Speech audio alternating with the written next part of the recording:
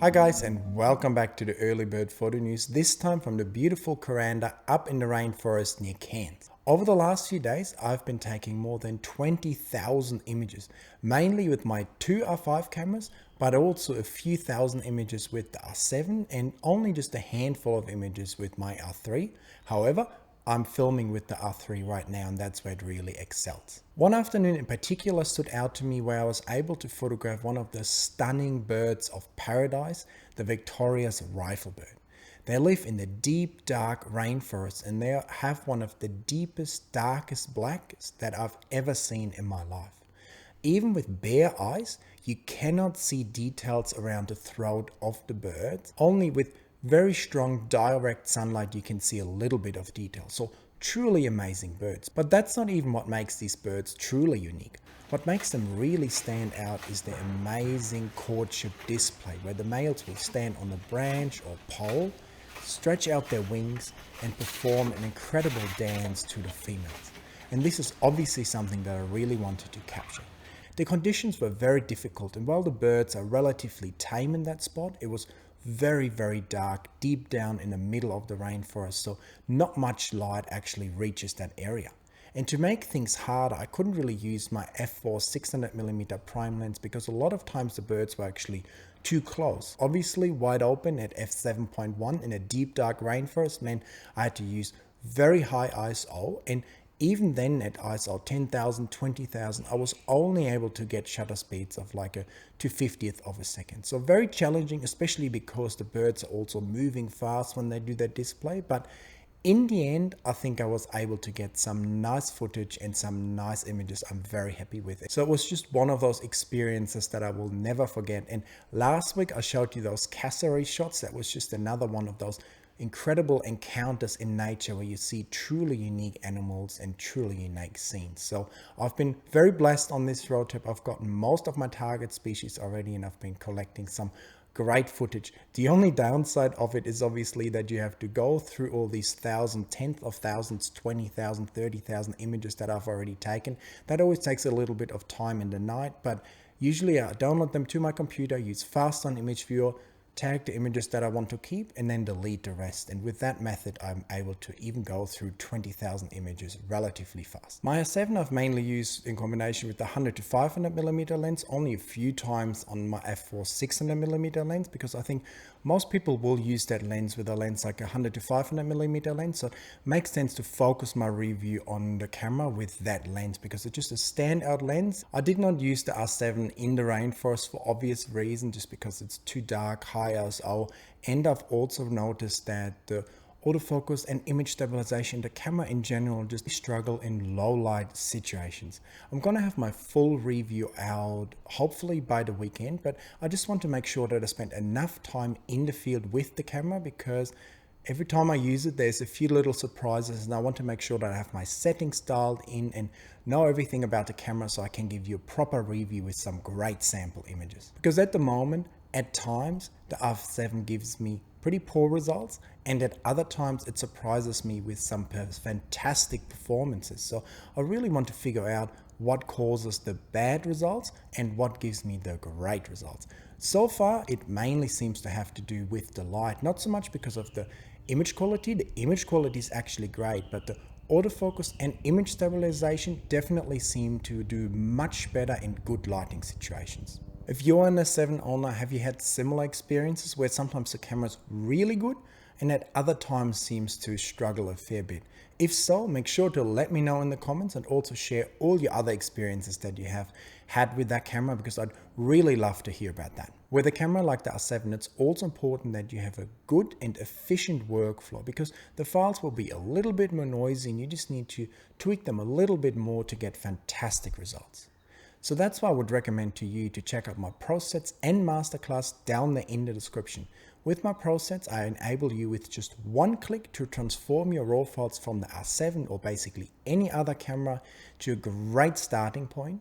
And then in my Masterclass, I teach you step by step how to edit your images and make them look fantastic. So if that's of interest to you, make sure to check that out down there in the description. In an incredible turn of events, I've also received an email today that said that my spare batteries for the R3 are finally shipping. I bought the camera almost 6 months ago, but there was just no way to get your batteries in Australia. So now I'll finally have some extra batteries and will feel much better with the camera in the field. If you bought an R7 in Australia, there's also currently a promotion going on where you can get a free spare battery or free EF to RF adapter. So if you head over to that Canon website, you may be able to claim yourself a free battery or free adapter, which is very welcome. I did it already and I'm getting my battery very soon.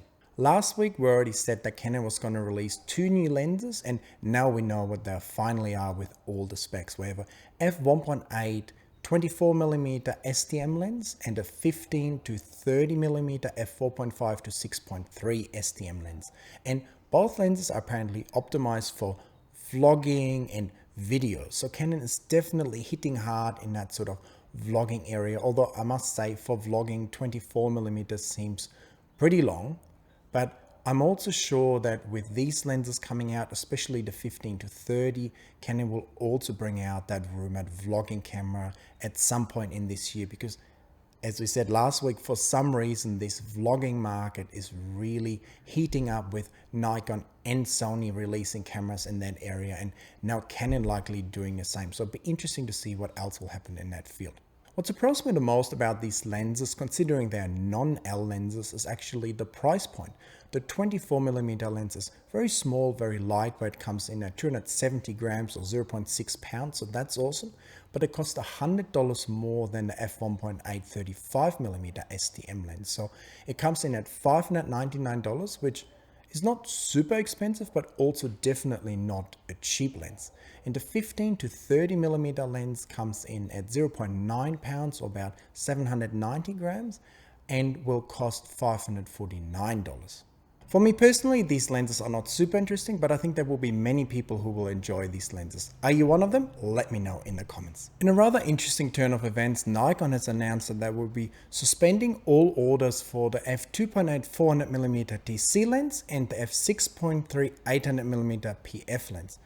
It seems like they're overwhelmed with the amount of orders and struggling to produce enough lenses, so they decided to stop all pre-orders and fulfill a lot of the back orders first. This is a move that personally surprised me because I think it would annoy people even more, wouldn't it? Now you can't even order the lens. First before you had to pre-order it and then wait, and now you can't even pre-order it, so you're sitting at home waiting to even be able to order that lens. Am I seeing that wrong? Is there any advantage of halting the orders? Make sure to let me know in the comments. Either way, if you're one of the lucky ones who was able to get that 400 or 800mm lens, congrats to you, because I've not met anyone who has been able to get that lens. And my friend who has pre-ordered his and is first on the list of a big retailer here in Australia has also not heard anything for months, and they have no idea when that lens may come. So hopefully Nikon will be able to sort through production issues and will give a lot of us this lens, because I'm dying to make a review with it for all of you as well. There's also been an article that Nikon actually denied, saying that they are slowly phasing out DSLR camera and not making any new ones. To me, that doesn't seem like a huge surprise, because I think this is what will happen with all big camera brands. They will be slowly and quietly remove all DSLR camera from the shelves. They will definitely not spend any more R&D on DSLR cameras, and eventually it will be all mirrorless cameras because the advantages are just too great. Maybe at the moment it's not quite fashionable to say yet that we've reached the end of the DSLR, but it will definitely come in the next few years, I think, because the advantages of mirrorless cameras are just too big. Talking about Nikon, they will also increase their prices from August 1st on a range of Z-mount lenses, and this is unfortunately something that we have been seeing with many of the big manufacturers kind of steadily increasing their prices by a few $100s on the bigger ticket items every few months. Luckily, at least the Z9 will stay at the same price. And lastly, can you believe it? We have some Sony news today. Rumor has it there will be an A7R5 by October this year, and it may actually have 90 megapixels. Quite a crazy amount if you ask me. I think it's quite fascinating to see that megapixel race back on, because personally I love megapixels. I love 50 megapixels, but I'm not quite sure if I would actually like 90, 100, 150 megapixels, because at some point it becomes very difficult to actually deal with the files. And I would also expect the cameras to be like quite slow in the field, so maybe more aimed towards studio, like high fashion photography, and even kind of edging into that medium format kind of sector.